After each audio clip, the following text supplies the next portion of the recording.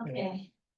All right, good afternoon, everyone, and welcome to the Unlocking Government Contracting Opportunities for UCONN Innovators.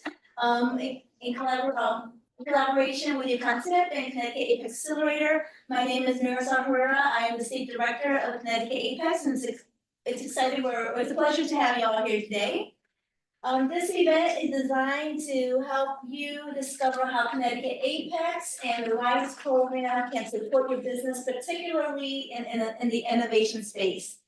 Today's training will be led by two of our in-house experts, Ishra Nazmi and Meredith Glasgow, both of which specialize in this subject.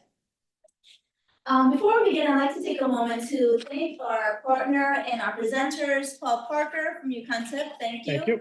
And Ken Bloch and David Busigo from DoD Office of Small Business Programs, and our counselors as well. As part of today's training, we ask you to complete this questionnaire that I'll be handing out. If you did not receive it yet, I'll be going around to give you it. This document outlines the Department of Defense's critical emerging technology areas. I ask that you please take a moment to review it after the training and identify which areas are most relevant to your product or service. This will help us provide you with better tailored training in the future to meet your needs. And with that, I'm going to turn it over to our presenters. Thank you. Well, let Paul begin. Paul? Hi, I'm Paul Parker. I'm the Director of the Technology Incubation Program. We have two facilities, one here and one in stores. This is our major facility where we have almost 40 wet labs and 50 offices. We're always looking for new exciting companies to join us. So if anybody's interested, you can get in touch with me and I'll be happy to. This is also part of our all tip meeting that we're having today. So I just want to go over a few quick things. We'll keep it brief. We've had a number of successes with our tip companies. For example, Encapsulate this past month closed on their fundraise of $1.8 million. They also came in second place in the Entrepreneurship World Cup, and they gained another $75,000 on that. Another company, General Biomics, they closed on a $3 million grant. DeBogie has stated that they're doing a seed fund, which they expect to be closing in January. And Bactana is in the final stages of an exit. So our tip companies have been doing very well over the past few months, and I'm really excited about that. Well, I'm also excited about, since COVID, we've been slow to get back into doing presentations. Recently, we started doing the investor series. We've had two of those. They're usually on the second Thursday of the month. They will change depending upon when we can get access to some of the fund managers who can present. So we have to be conscientious of their schedule as well. So we had two so far. They have not been overwhelmingly attended. So it's something that we need to focus on if we're going to continue to do those series, because these guys are extremely busy. And in light of that, that's the equity side. The reason I met Ishrat, she got in touch with me, and she's fabulous. And she was explaining what they do, what CT APEX does, and I was totally blown out of the water. They help companies find grants, SBIR grants, STTR grants, because they know all the players out there. They know who's putting money in the funds, which ones are available, and which ones would be a good match for tip companies. We've had a few of the tip companies already utilize them, and they've been totally amazed by it. So now we're getting onto the debt. I mean, on the equity, on the grant side. So that's free money. So it's pay attention to them. The other thing that they do, which you're going to find out more about today, is they have a lot of connections into the government if you're trying to sell your product. So if you're looking to sell your product, they know the procurement people in the government to help ease your way into it. So instead of wandering around and getting rejected all the time, they can introduce you to the right people. So with that, I'm going to turn it over to Israt, who's done an amazing job, and let her explain what they do much better than I can. Thank you, Paul. Thank you, Paul. Yes. Couple of things. After this, we set this meeting up for an hour and a half. We're only gonna take probably less than an hour, so it's gonna be about 40 minutes that you can talk to these people after the meeting. They're gonna be around, so they're gonna be here to talk to them. On top of that, we're gonna be setting up office hours down the road for both stores and Farmington, so you can have access to them on a regular basis. We're trying to work that out now, but they will be coming in for office hours, and you have a chance to talk to them one-on-one. Now you can have. Thank you so much, Paul. And Paul, thank you to you and the UCONN TIP program for this opportunity for us to present. We want to talk about who we are, Connecticut APEX Accelerator. Today we have myself, Ishrat Nazmi, Marisol Pereira, Meredith Glasgow. We are really honored and happy to be here. We wanted to talk about some of the things that we do for Connecticut businesses. Today, we will discuss some of the services that we provide in details and help you understand what we can do and how we can help you navigate through the government contracting process. We will talk about government contracting readiness, some of the basics of government contracting. We will talk about grant programs such as the SBIR, STTR, DPA Title III, DARPA, and the RISE initiatives. We will look at some of the target agencies that is relevant to your industry. And then we will have the honor of hearing from the Department of Defense RISE initiatives. And so this presentation is in the first part of the presentation, it's going to be the Connecticut APEX Accelerator team presenting an overview of our services. And the second half will be the RISE initiatives presenting their overview. We will have a Q&A session at the end, and you will have the opportunity to ask questions. So the Department of Defense, the APEX Accelerator programs is really formally known as the PTAP, or the Procurement Technical Assistance Program, was established in 1985 by Congress. So the program is funded by the Department of Defense. But there's 96 APEX Accelerator across the United States, including the territories of Puerto Rico, Guam, and Virgin Islands. But our mission is to make government contracting accessible to all business in Connecticut. We want to help you understand the process and procedures of government contracting. Mary. And so how our program is set up is that we are funded through a cooperative agreement with the Department of Defense, like Ishrat mentioned, and we also have matching funds from the state of Connecticut, Department of Economic and Community Development. This allows us to do all of our services and provide you with assistance absolutely at no cost to you. Our host is the Southeastern Connecticut Enterprise Region, or sector. They're headquartered in Groton, and our services are pretty much anything and everything government contracting related. Please let us be your first outreach, and we can definitely connect you to the right place. This shared. Is this view shared? No, not this view. Okay. Just No, this. the camera. Yes. Okay. So I just realized those of you are online joining us via Zoom can also see us and welcome. And so moving on to our services. So here's an overview of our service areas. The main thing that we cover is one-on-one assistance. So we can sit down with businesses and discuss their personal goals, what they're looking to do, and create a roadmap for them on how they can see success in this space. That is the tailored support that we offer to each and every one of our clients. We also provide education and training through workshops like this in collaboration with our resource partners, and having matchmakers and networking events. And I just want to add that all of our surveys, so when you register with our organizations, you are assigned a personal counselors, and we give you the one-on-one counseling sessions for each client.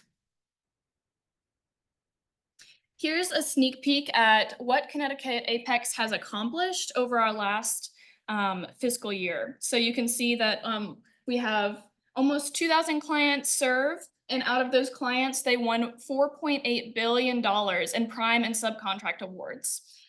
We have over 2,000 counseling hours as of last year, and we created over 17,000 jobs in Connecticut. We cover the entire state of Connecticut, and we have counselors all across in various offices, so that no matter where your business is located, we can definitely make sure to meet you there. Depending on where your business is headquartered, will be the counselor that you are assigned. For example, I cover New Haven County, so I get all of the clients that are in the New Haven region. And I cover the Hartford County. So these are some of our resource partners. We built a strategic partnership with organizations throughout Connecticut, such as the state of Connecticut, the Department of Veterans Affairs, SBDC, SBA, and so on. You know, we are constantly working to build more and more relationships with organizations throughout Connecticut. So the first step of really starting with the government contracting is registering your business with the system for award management. This process costs no money. It is required for you to register your business with the system for award management, or SAM.gov. You would obtain a unique entity ID, and you would obtain a cage code. And it is required for you to apply for grants, or even submitting bid proposal. And so this is basically the first step in starting your journey with the federal government. Once you're established in the system for award management, or we call it SAM for short, you now have access to working with the government. Something else that you can access is set aside government contracting programs through the Small Business Administration. This can leverage your small business status, as well as any socioeconomic statuses that you may meet. This can look like veteran-owned small businesses, women-owned small businesses. And by holding these certifications or participating in these programs, you will have access to exclusive set-aside contract opportunities. In some cases, you aren't able to be awarded a contract unless you fall under one of these programs. So this is a great way of making sure that everyone gets their fair share of government contract awards. So these are some of the fundamentals aspect of working with the federal government. We talked about the SAM.gov registration. So basically, there's, the getting ready for the government is having all of the registrations that's necessary for your business, which is SAM.gov to start with, what Meredith just, what we just covered. And SBIR.gov registrations, grant.gov registrations, and also the necessary certifications, what Meredith just covered.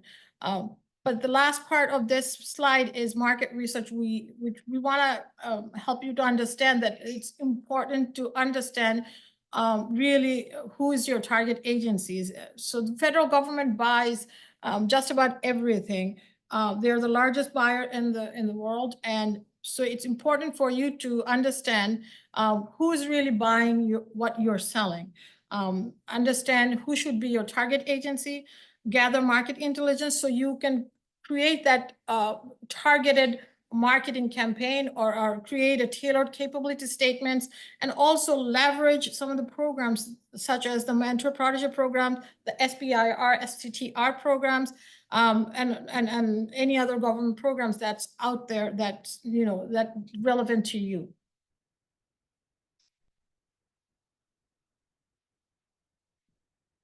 So here's an overview of if you were to pursue an SBIR or STTR grant opportunity. This is the first step. So you'd want to register with the SBIR company registry. Grants.gov is a great place as well. And then if you are target agency is the National Science Foundation, you would need to be in research.gov. That is just their separate portal.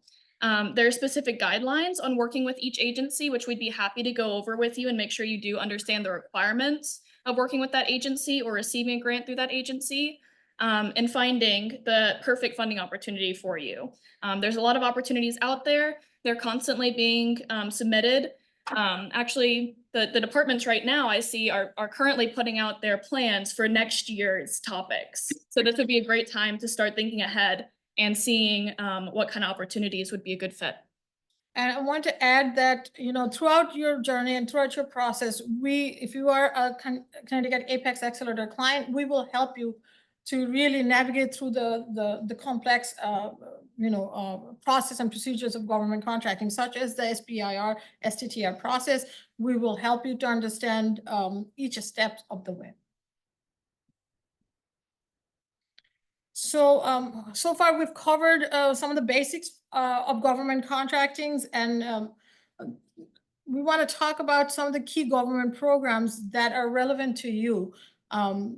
SBIR, STTR is one of the programs that we just discussed, but within right now there are 11 agencies that participate in the SBIR, STTR programs, but DOD, NIH, NSF, USDA, FDA, those are some of the agencies that we think that you should focus on. You should get to know them, and if you're interested in selling your services and or product to these agencies.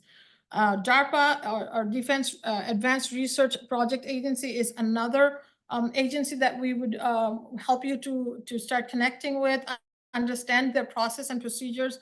Biofabrication programs and biology programs under the Biological Technology Office within the DARPA is where we would recommend for you to start looking at opportunities and getting to know them and understanding their process and procedures.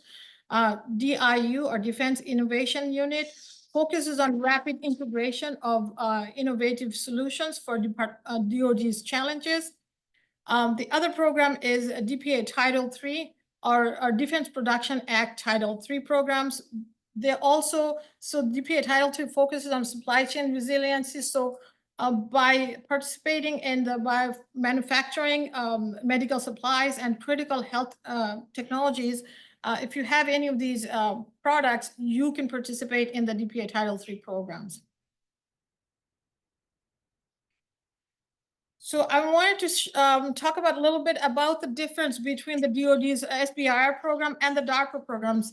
On this slide, we will discuss the key difference between the two, and DARPA's approach to innovation funding. Although both aims to foster technology advancement within the Department of Defense, they operate with distinct objectives and project pathway. So the SBIR programs and the STTR programs are designed to support small business in developing innovative solutions that can meet the needs of the Department of Defense and other federal agencies, and focuses on commercial viability with a structured and phased approach, such as like phase 1, phase 2, phase 3. As you know, phase 1 is concept development, phase 2 is prototype, and phase 3 is production and commercialization. DARPA, on the other hand, operates differently and focuses on high-risk, high-award research. Its goal is to fund projects that have the potential to create groundbreaking advancement in defense and national security. So the DARPA projects are often at the experimental or conceptual stage without immediate requirement for commercializations. Instead of aiming for short-term market readiness, DARPA looks to push the boundaries of social science and technologies. So in summary, while SBIR, STTR focus on developing commercial viability solutions through a phase process, DARPA is oriented toward transformative exploratory research with no immediate commercializations requirements. both programs are essential to the DoD's innovation ecosystem, but they serve very different purpose and type of projects that they participate in. So here we will talk about those target agencies that we talked in the initial part of our presentations, which is the market research part. It's important to understand where you're going to focus your energy, where you're going to focus your learning, where you're going to focus your research. And we talked about the DARPA, DLA, or Defense Logistics Agency. They're the contracting agency for the military supply chain needs. And those are the two DoD agencies that we would recommend for you to target and learn about. And some of the non-DoD target agencies would be NIH, NSF, BARDA, and FDA. So when you really need our assistance, we will really help you to understand how to navigate the process and procedures of these agencies. So we would be remiss if we did not mention cybersecurity at all during this presentation. So I'm sure everyone has heard that there are some new cyber updates in this space. DoD has released, as of October 11th, their final rulemaking for the new cybersecurity standard. We are expecting that requirement to come down in contracts starting as early as next year. So with that being said, please start thinking about how secure is your network? How are you protecting your intellectual property and your products and services? There are free resources that we have shared on this slide, all through Project Spectrum, which is DoD funded and their leading resource in the cybersecurity area. The first link you see there is a cybersecurity readiness check. It's a self-assessment that you can take and see if you have any gaps in your security as you stand today. They also have plenty of online courses on demand, as well as a tool list, which is very helpful for reaching out to other cyber resources. Some of them are paid, but most of them are free resources. Something else that is very important is called FOCI, which stands for Foreign Ownership, Control, and Influence. This can be any type of foreign influence that you have in your company. That can be another owner who's a foreign affiliate, an employee who's a foreign affiliate, or anyone who is closely connected to a country of concern. That is what FOCI covers. And so there's another entire section of the Project Spectrum site that just relates to FOCI. So if you happen to have any foreign influence in your company, please check that out. It's very informative, and you can know how that will affect you as you get into the government contracting space. And so if you are interested in becoming a client today, we have our link called Let's Get Started. You can see a copy of all of our services on there. And then you can click on the button that says Request Apex Assistance Today. It'll ask you to create a quick account with your information and your company information. And that will be submitted to our database manager, who's here in the back, Kendi. Thank you, Kendi, for sourcing all of those. So he will process your application very quickly. And like I mentioned, based on where your company is, you will be assigned a counselor that is in your region.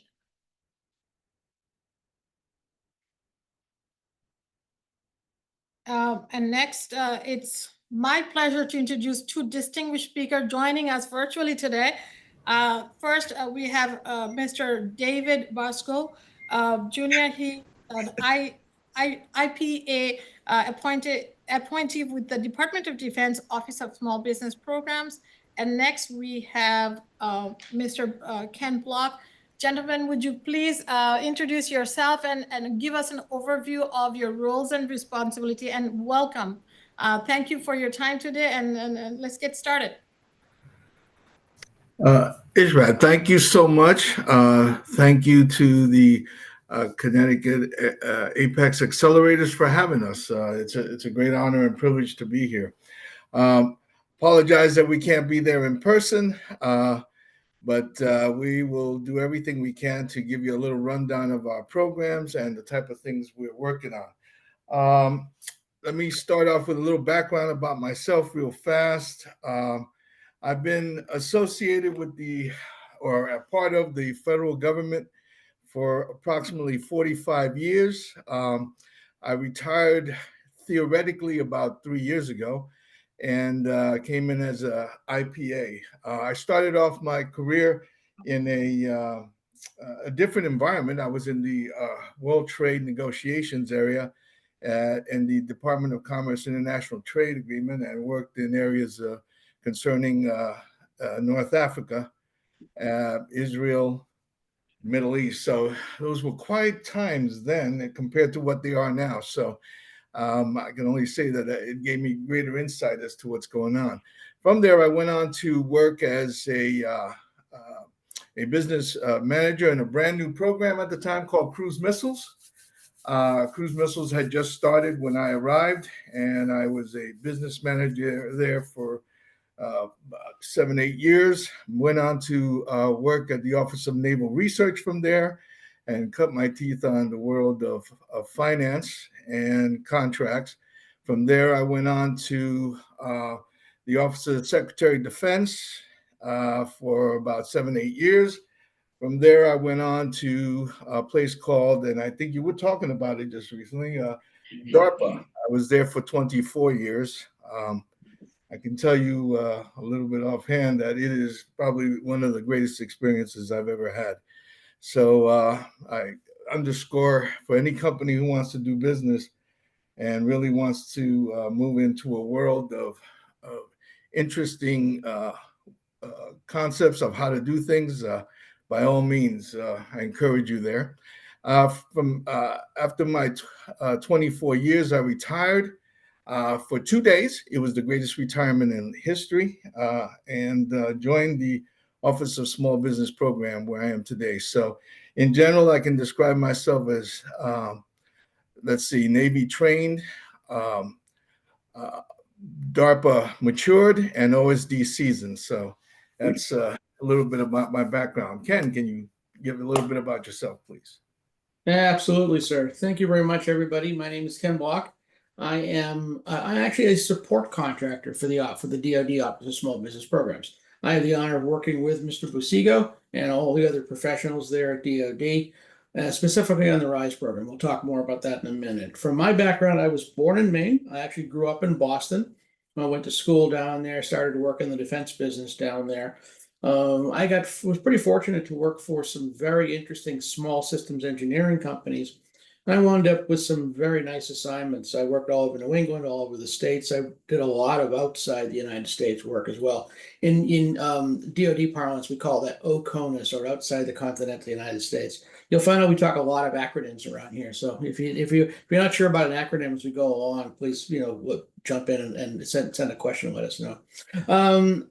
I actually took a technical team to help NATO out with the program, and they liked me so much they made me an offer I couldn't refuse, and I stayed on for 7 years as a member of the international staff at NATO headquarters in Brussels.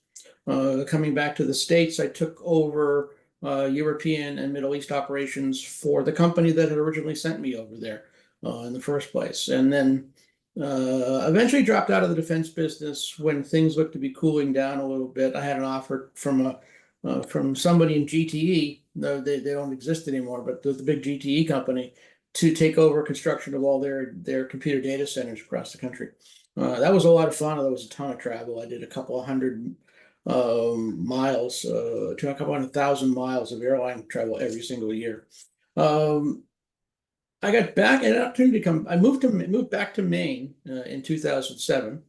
Had the opportunity to get back into the defense world in a side way by taking over export and government market for a high temperature manufacturer in Maine. They made high temperature textiles, fiberglass cloth, silk cloth, a lot of stuff for fire safety, a lot of things that DoD used in welding safety, for example.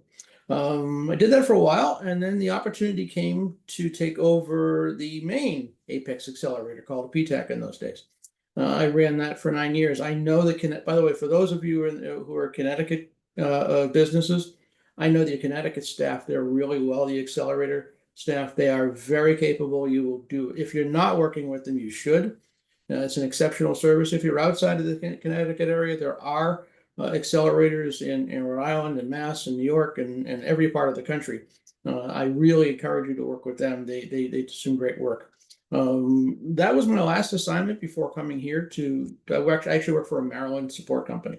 And I have been with DoD for about a year now. There are tremendous opportunities for small businesses that are innovative. There was a couple of slides put up talking about the SBIR, STTR, or as we call it, SBIR here in DoD, because again, we use funny names and acronyms. For those of you who have been involved, the SBIR program only takes you so far.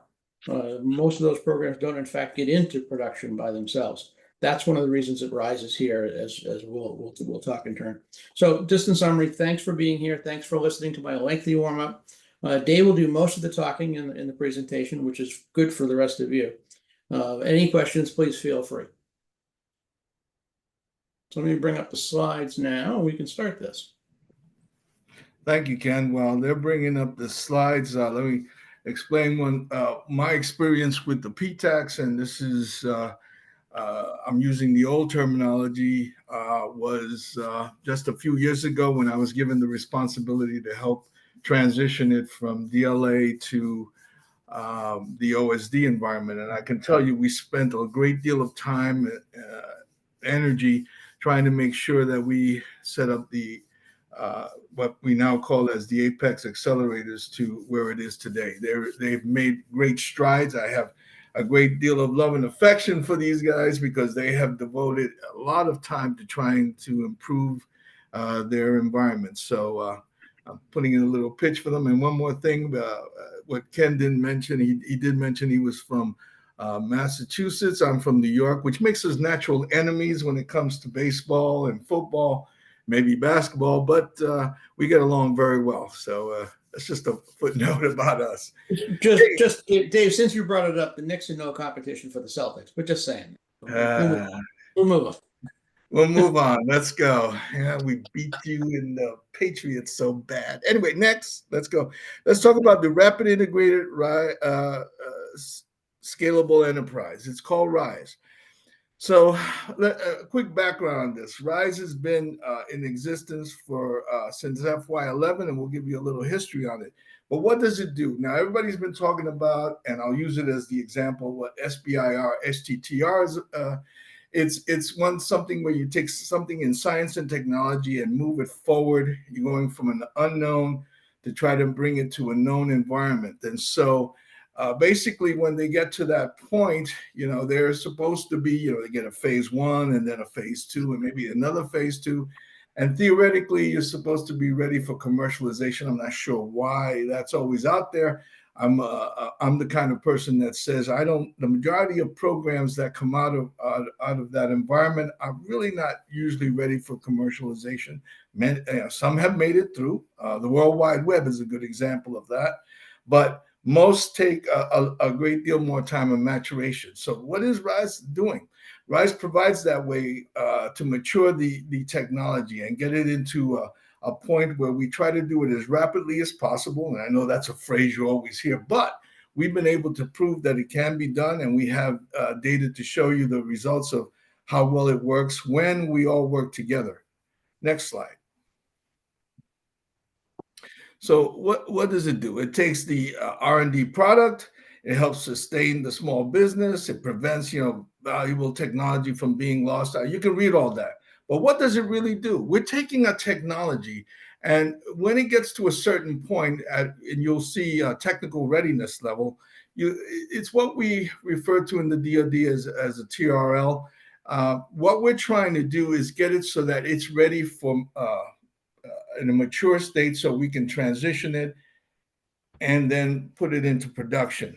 That's easier said than done. Technology doesn't always cooperate with us like we'd like it to.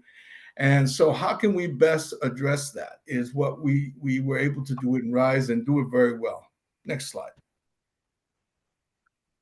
So quick history. We did start, as I said, in FY11. It started with, and it's gone through name changes and rightly so. I mean, the first one was RIP, Rest in Peace, I think is another way of looking at it. It was terrible acronym. And it was finally moved into what they call Rapid Innovation Fund, which again, if you're a civil servant, It's not the best phrase you want to hear because it's reduction in force. So these name changes have come and gone. We've got it to a point where I think it's better. It's rapid integrated scalable enterprise. It was made a permanent program in 2017, and we basically redesigned it and restructured it. And at the time, it was a congressional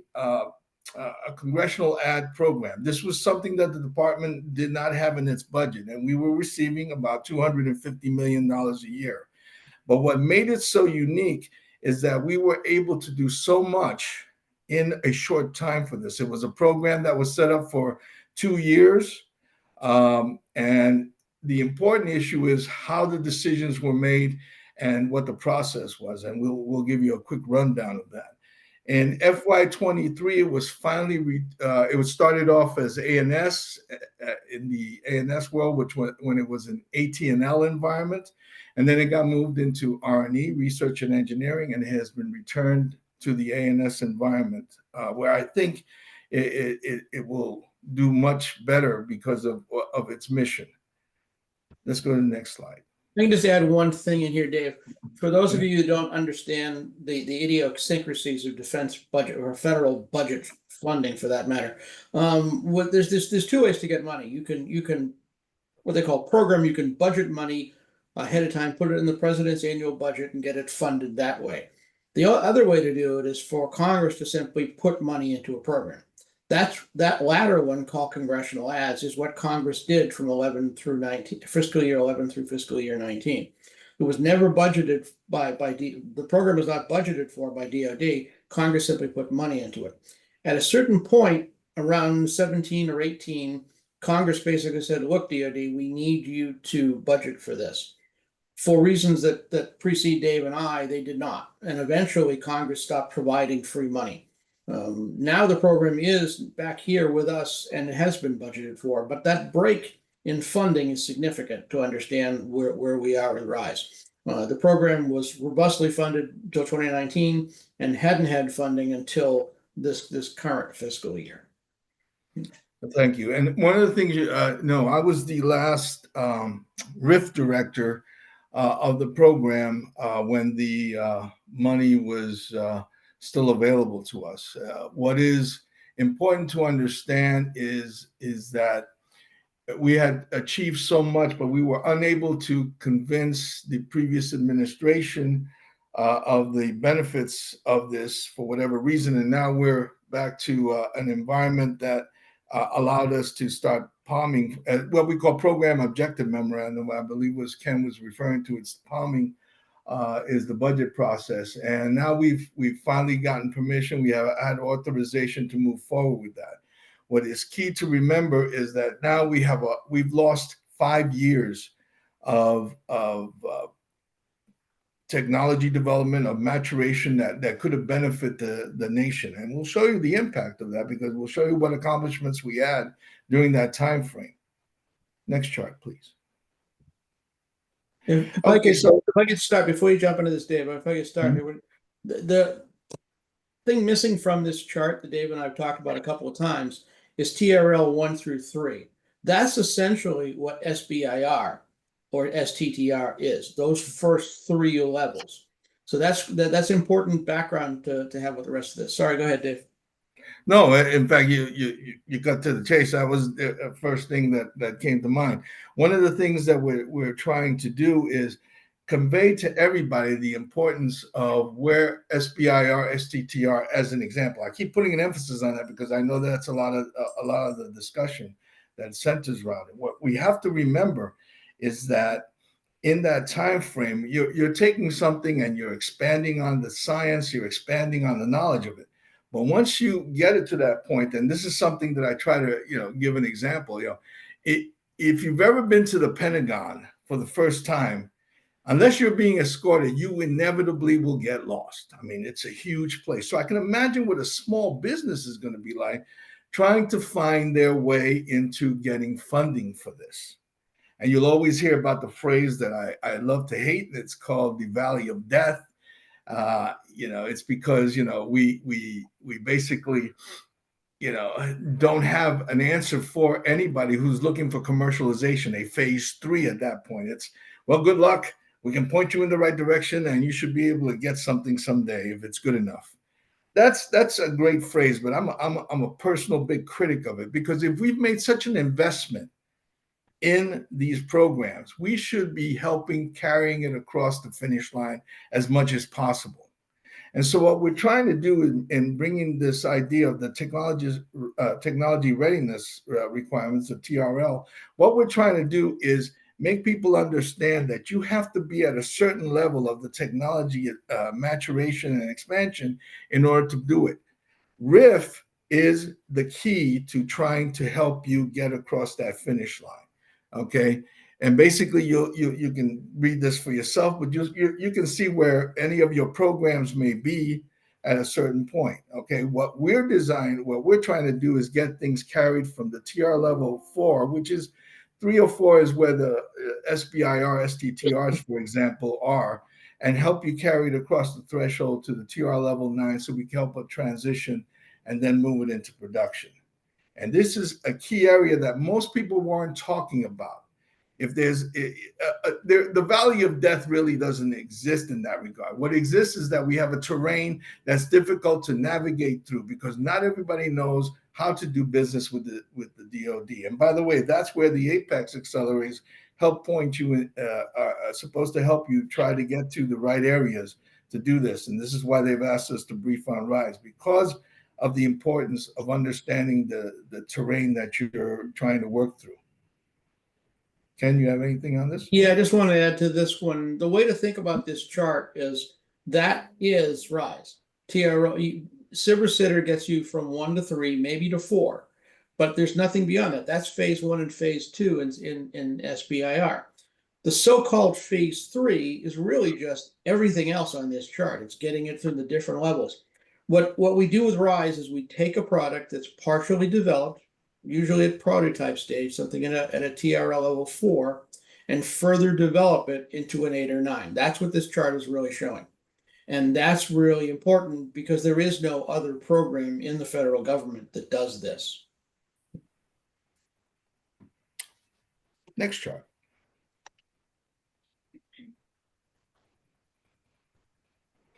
So the RISE eligibility. Now, one of the things that we need to describe here, and again, if we had more time, we'd be able to give you a real good rundown of the process and requirements. But we're trying to focus mostly on small businesses. There are medium-sized firms out there, by the way.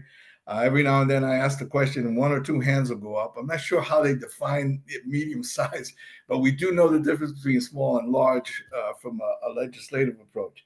So one of the things we do is we focus on these companies. Sometimes we have funded larger ones, but we found out why, because we are sending money to their subs who are small businesses to help expand and mature the technology. Small business, for all purposes, we have to understand, is the engine to innovation, in my opinion. 70% of the businesses that do business with the DoD are small businesses. And we've had a problem in the past decade in that we've had a 40% reduction of people participating in small business. And I like to think some of that is due because RISE disappeared. I mean, they were playing a significant role. And when you see some of the accomplishments, you'll be able to understand that. Another point to understand here is that when we do the process, we put a BAA out, and after we put the BAA, we ask for white papers.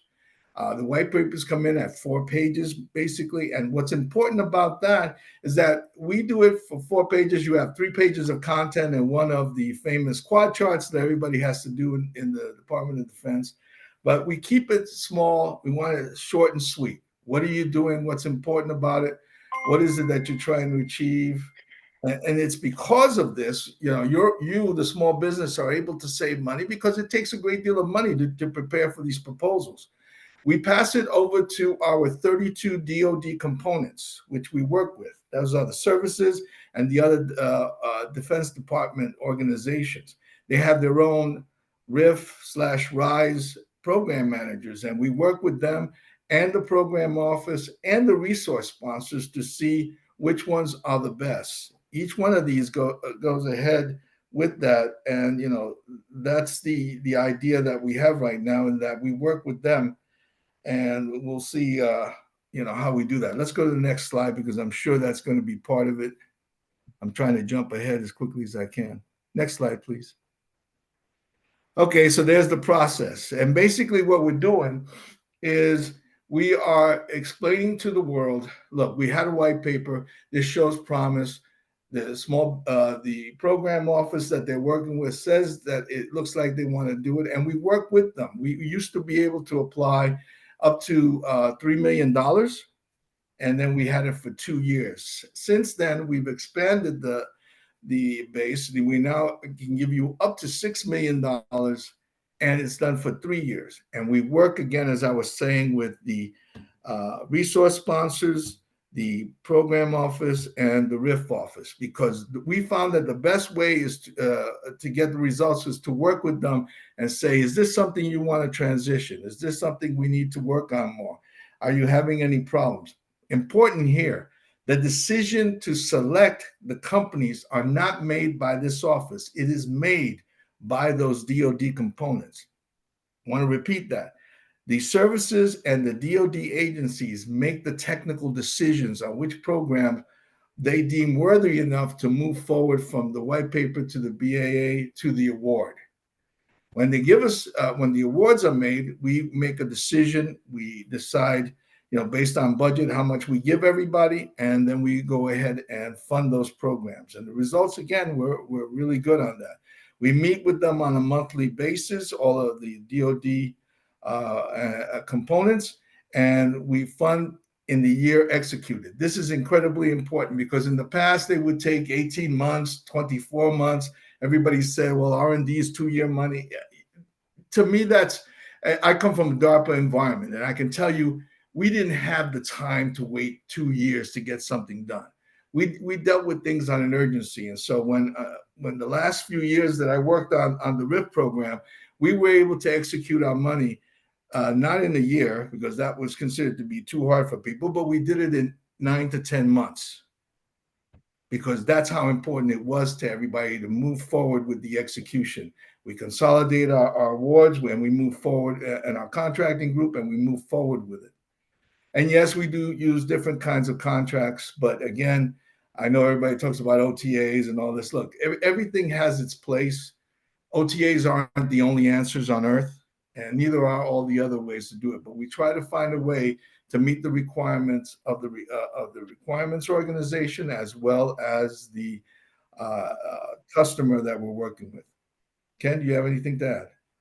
Yeah, first of all, I want to translate a couple of acronyms on there for those that aren't buried in this. MILDEPS is military departments. Basically, that's the Army, Navy, Air Force.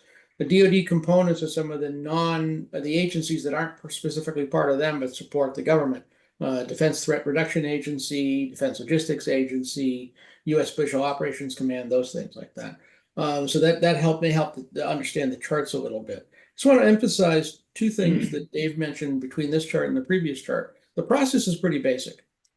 The military units, the MILDEPS and the components, generate the requirements. That goes in the BAA. The BAA is published. Industry is asked to submit a 4-page white paper against that. Those white papers are evaluated by those same military components and recommended, and then some of them are recommended to submit proposals. That's when you get into a heavy duty proposal cost. You're not doing that up front. That's really important. I'm very sensitive to this. I came from a family-owned small business. I worked for a lot of small defense businesses. Your bid and proposal costs can be really difficult or something you really need to keep an eye on, especially when you're small. This is a really good way to get your credentials. The white paper doesn't cost that much compared to a full proposal. It's a really good way to get your thoughts in front of DoD. The last line in there is the funding is executed in the year appropriated. What that means for those who don't understand the system is if the funding was appropriated for, let's say, the current fiscal year, which is FY25, that's 1 October to 30 September. That money's appropriated on 1 October and we actually get it executed. We get awards done before the end of September. That's what that means. Thank you. One other thing that I wanted to mention as we do the BAA, one of the things that because I am a DARPA creature, an alumni of this, one of the things we always put an emphasis on was giving some guidance to the people who were proposing. And that is, in this particular case, we were using what's called the Hallmeyer Catechism. And the Hallmeyer Catechism was something that was developed by a DARPA director who was in the mid-70s, the person running the agency. Now, that seems like a long time ago, but what he did was revolutionary from the standpoint of how quickly we reviewed and executed something. We would have, the Hallmeyer Catechism, and I would urge you to look at that, is what is it that you're trying to do? Articulate the objectives. How is it done today? And what are the limits of that current practice? What is new in your approach? Who cares about this? What difference will it make? What are the risks? How much will it cost? How long will it take? And what are your midterm and final exams? In other words, what do you deem to be success as you're producing technology? And this was incredibly helpful to a lot of people doing proposals. And believe me when I tell you, for all of you out there, if you're doing proposals with DARPA or any other organization, I would refer to this as a means to be able to explain your program, because it is complete, it's clear, complete, and concise when you do that. And I think that your message is conveyed more thoroughly. And so this is one thing that we are introducing also into the RISE program. Next chart. For those of you who are now wondering, okay, where do I find that information? There is a full version, a large, complete version of this presentation with more information, including that. We'll get to the link for that as we go on. Thank you. Next chart. Okay, so I've been talking about the accomplishments to prove our point. One of the things is, it's kind of the adage, the old adage, talk is cheap. Yep, it sure is. It's what have you achieved? What is your success? How do you define success? So we had from FY11 through 19, we had a study done by a university that showed, what the results were. We had $2.2 billion invested over that amount during that time with our DoD organizations. We had nearly 1,000 contract awards, about $2.1 million each. Again, remember that we had a $3 million ceiling. We had over 20,000 white papers, 1,500 full proposals. So what were the results? Well, you'll see we had 843 awards, roughly 112 awards a year were made. We had up to 85% of those awards were transitioned. That's a key area, because in science and technology, and believe me when I tell you this, people had a hard time believing it until we showed them the data. This is something that showed the process that we had in place. We worked with those organizations to make sure that we kept focused on what the goal was. We had 549 of those awards, total funding for SBIR, STTR. 60% of those were moved over for transition and production. So guys, those were key results that, by the way, the 19 projects are finally starting to come to closeout. So we are at a very important juncture here of trying to make sure we can get this program restored and bring it back for everybody to do it. And hopefully we will be able to get it to the dollar level that it was at its height. But I want to exceed that, because we have greater plans for that. It doesn't end with this kind of process or the kind of plans and strategy that we had in place. Ken? I just want to emphasize what you said about transition. For people who might still be unclear what that means, transition is the end point. Transition is, remember what RISE does is take a partially developed technology, develops it through to TRL 8 or 9, and then transitions it into an actual production activity. That's what's so significant about production here. We're not just taking something and funding it and walking away. We're actually getting it into real production status. So here's a couple of links for you. One is the RISE webpage. I mentioned a briefing earlier. There's a full briefing on the program in there. There's a lot of historical information as well, including that study that Dave mentioned. The other link is the DoD Office of Small Business Programs. There you can see more information on all of the programs that OSBP runs there as well. Thank you. And one thing that I wanted to emphasize, because everybody has a definition, okay, and that was, what do we mean by transition? They always try to throw that as a means to question your knowledge on it. It just comes down to three fundamentals when you do transition. One is you do a program of record. That's the holy grail that everybody wants to achieve, and move on from there. And then, we wanted to explain that. And then there was the other issues of reach back, meaning taking old technology, and then insertion. Those are basically the type of things we were trying to do and get through our RISE program. We'll open it up now to questions.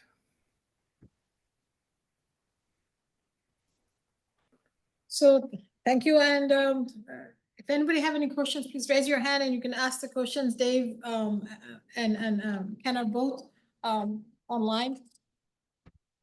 Anybody have any questions? Go ahead. The point that they brought up about the TR levels from 1 to 3, which is applicable to SBIR grants, that doesn't mean that you need to have an SBIR grant from DoD already. It means that the level should be 4 and above, right? Could you hear that, Ken and Dave? Yes, they did, and that is correct. This is this does not require an SBIR predecessor. This is any kind of technology, but it's important to be able to recognize where your technology is and whether to make it eligible for RISE. Correct. Great questions. And that was a Anybody great else? question, by the way. Thank you. Go ahead.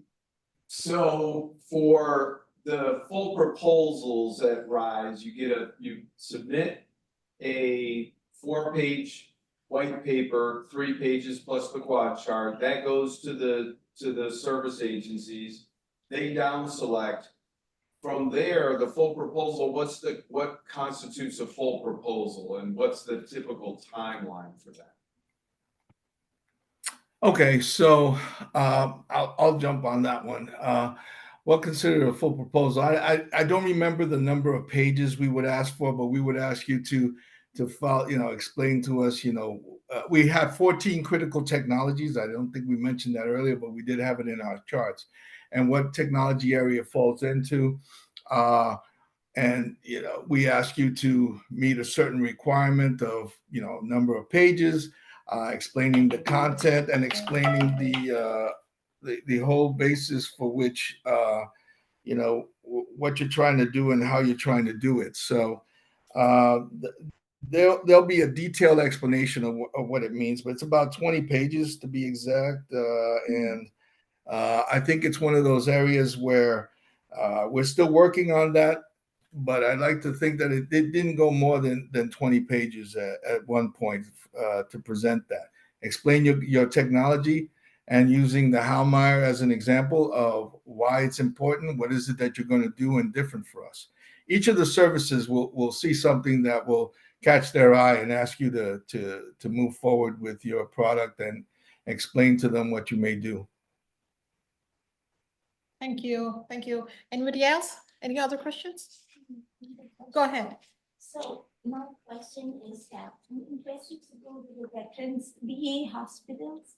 This is part of the DoD is my first question. Yes, go ahead. That's Well, the first question. Yeah, the Department of Veterans Affairs is a it's not a DoD agency. It's a non-DoD agency, but we can help you. Connecticut APEX, we all work with Department of Defense agency, DoD and non-DoD agencies. The product we have as a small business and even on, but it is a medical device, and the thing is to get connected. It's already been used the patients in US, and used it. Clinical trials have been done, trials, and it's published on PubMed. And so I would say there's probably like it's already tested and proved. Okay. And it's being used by non, like get into the Veterans Administration. So you still have to go through, it will go to more production, maybe through the later levels. Okay. still apply for it? Yeah, it sounds like you're very established already. I would say if you're not already a CT APEX client, please sign up with us so that we can take you from where you are to where you want to be. Ms. Herrera? Oh, perfect. Okay. Excellent. Then yes, that is a perfect person to reach out to and tell her that your goal is to work with the VA. And we will definitely come up with a roadmap on what the best way forward is. If you need innovative funding in the process. Yeah. Yeah. We can talk about that too. Thank you. Go ahead. Sorry, one last question. I guess, is there a limit to the number of submissions you can make for different inventions? That's a good question. For the RISE program or? Yes. Ken or Dave, are there a limit? No, the more ideas we have, the more we'll consider. I mean, I have encountered during the time I was a director in OSD at the time, we had one or two people, and there weren't many, I will admit, but there were one or two that stood out because of the fact that they were able to come up with 2 or 3 ideas that the services were able to use. One comes to mind that all the services had an interest in. So no, you as many ideas as you want, you can apply to the different areas, the different critical technology areas in particular. Another question. I know you mentioned there's a 4-page white paper. What is the expectation of the technical detail in those white papers? I mean, 3 pages is a pretty short space to actually detail something that's, you know, technologically risky and innovative and things like that. But what sort of information should go into these white papers? I'll let y'all respond if you want, the RISE crew, or you could reach out to the Apex, and that's what we specialize in, is making sure that you're following the guidelines exactly as they're given. But please, if you have something to add with RISE. Okay, let me explain to you what they look for. I mean, I understand the concern there, that, but we try to limit it because imagine you have like 200, 300, and you're trying to get this done all within a 60, 90-day period to get it awarded. There's a lot of work to do there, and so what we ask of that is, tell us the importance of this. What have you done? What's your goal? What is it that you're trying to achieve? Those ideas. So a good example, and I remember this one in particular when I was at DARPA. There was one that had me intrigued, and that was seeing through walls.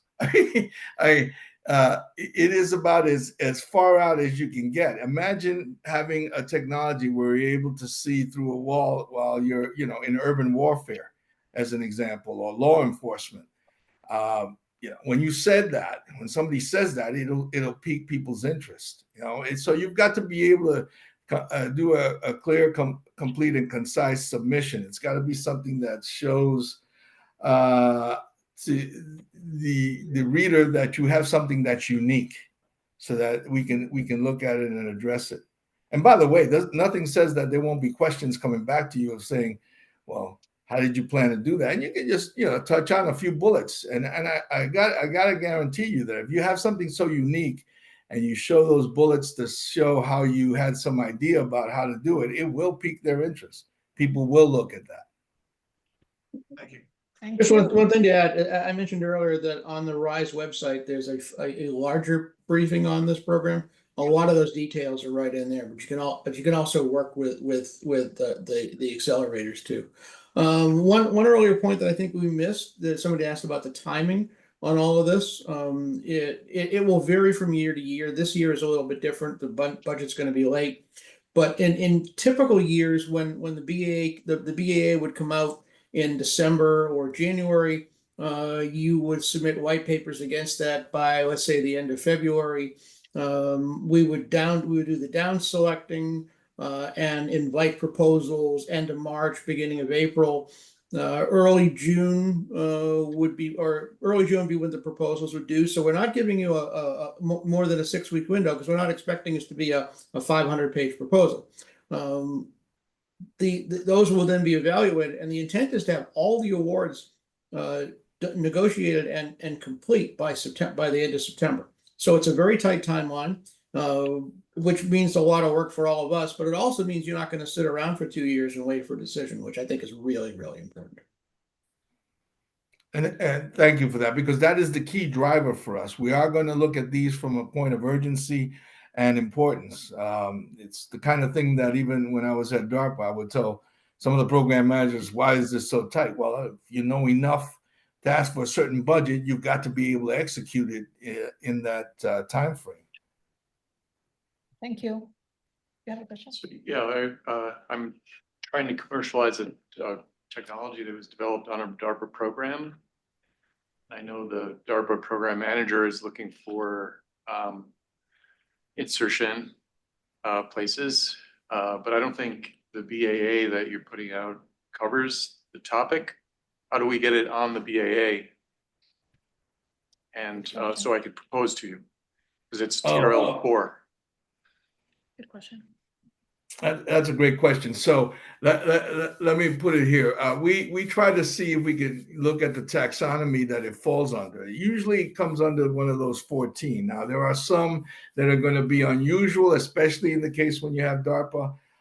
We would point it out and try to explain that this is something we need to do it. We try to keep the language generic as we can so that we're able to pull in those kinds of programs that are beyond what normally anybody would have thought about.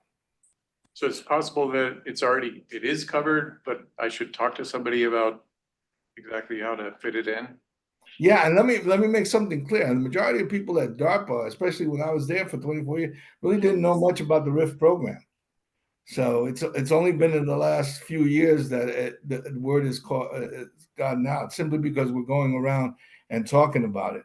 But yes, what you could do is have, in this particular case, I would have the PM contact us and say, hey, I'm interested in doing this. And by the way, we don't have a BAA out yet. So if you're looking at something, it's just a model. It isn't something that we put out yet for any review. You may be looking at something that's kind of something that we just set up for a while. I have an additional question to ask for that. Would this be applicable? Would the technology be applicable to one of the services or one of the components? In other words, could the Army or Navy or Air Force use it, or somebody else Yes. use the product? Okay, that's the other way to get it in. Remember, the BAA is constructed from inputs by the services and the components.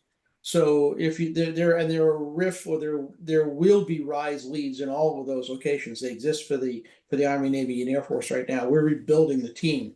But that would be the other way to get the technology in front of that lead so that they make sure that requirement gets into the BAA if they're interested. So how do I contact them? Well, there's information. Go ahead.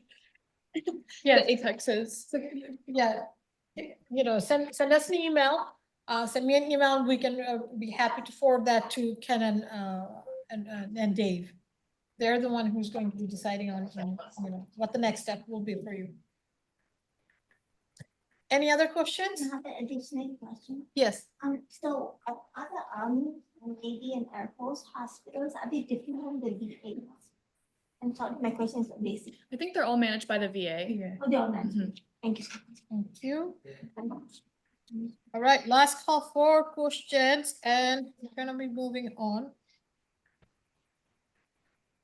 Let's see.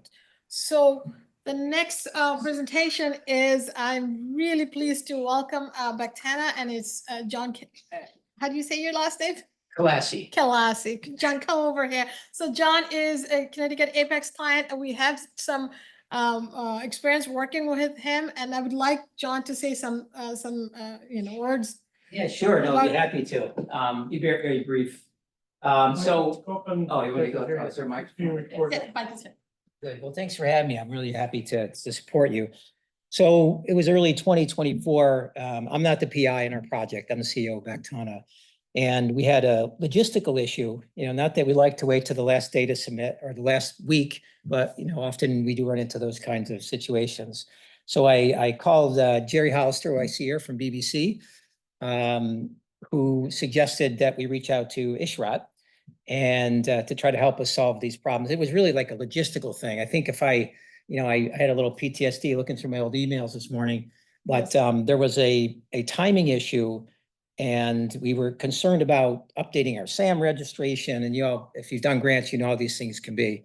But as it turns out, what we didn't realize is that we had a couple of different we had a suite number, R1717. Somewhere else it was a lab number, and someone else it was just the initial. So that was being rejected.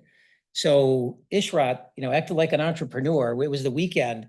And, I think you're on vacation weekend, and called us and Simon and I and just really did whatever it took. And we ended up, getting the grant in successfully. And so anyway, I just want to give my support and really thankful. So if you have the opportunity to work with CT APEX or BBC, both were just remarkably helpful for us in multiple grants. So I think that's probably all you wanted me to say. Yeah, All right, thank you thank so you. much. Thank you very Thank you much. so much for saying that.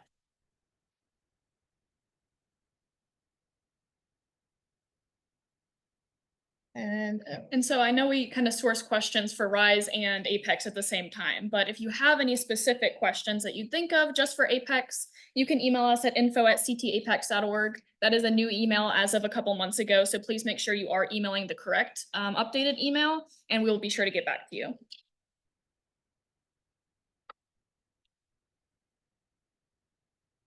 And again, thank you all for coming today. And if you have any questions, if you'd like to work with us, please visit our website and apply to become our client.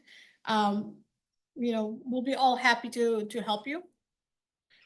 And I would like to invite Marisol Herrera. She's the state director, and I want her to say something. Well, mission accomplished. What a great team. Thank you both for presenting. Thank you, Rise. Jerry Hollister here, please make it a point to say hi. He's a huge, we're huge fans. It's great resources and a research partner to Connecticut APEX. So please meet Jerry Hollister from the BBC. He's so expert at SBIR and STTR and so much more. So we really value our relationship with you.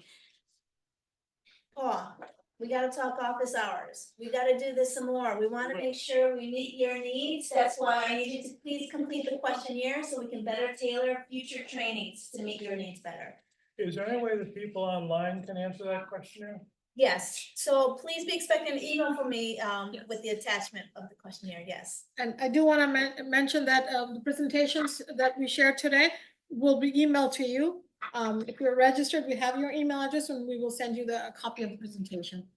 Please keep in mind, all our services are free of cost. We're trained by the best. So anything government contracting related, we're the ones that work exclusively in that space. So you can trust us, and I hope you want more. So please be expecting us more in 2025. Thank you, everyone. And please be around to the questions. They will be around for a while, so if you have questions afterwards, please come up and introduce yourself and talk to them. Plus, like she said, we will be setting up office hours. We'll be sending something out over the next few weeks, probably starting in January. Yes. And I want to give one extra thank you to our guests at RISE for their expertise and for staying extra for questions. So thank you so much, Ken and Dave. Thank you. Yes, he's Yeah, raising his thanks. hand. Thanks for asking us. Thanks for asking us. We had a great time. Maybe next time you guys can come in person. Come in person. Yeah. Please David. say hi. Thank you, everyone. Thank you. Thank you. You want to bring it back to the first slide? I want to take a quick picture. Yeah, thank you. To provide. Right.